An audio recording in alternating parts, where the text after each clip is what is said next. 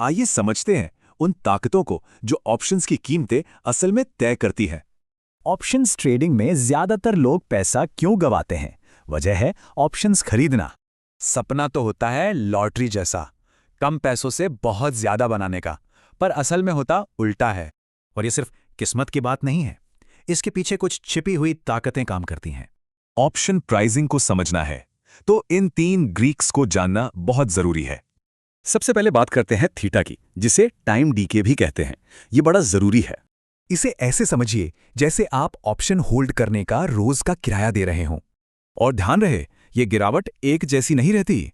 Expiry पास आते ही ये और तेजी से बढ़ती है। खासकर आखिरी महीने में वैल्यू बर्फ की तरह पिघलती है और बहुत नुकसान होता है। अच्छा, अगले ग्रीक्स को समझने से पहले ये जानना जरूरी है कि ऑप्शन की मनीनेस क्या है। अब आता है डेल्टा। ये बताता है कि मार्केट के मूव के साथ ऑप्शन कितना मूव करेगा। मान लीजिए डेल्टा 0.5 है, मतलब मार्केट 3000 पॉइंट बढ़ा तो ऑप्शन प्रीमियम 1500 पॉइंट बढ़ेगा। और फिर है गामा। ये समझिए डेल्टा का एक्सेलरेटर है। गामा ये मापता है कि डेल्टा कितनी तेजी से बदलेगा, जिससे कीमतों में जबरदस्त उछाल आता है। तो इन सबको समझना इतना जरूरी क्यों है? क्योंकि ये ट्रेडिंग को जुए से एक सोची समझी स्ट्रैटेजी बनाता है।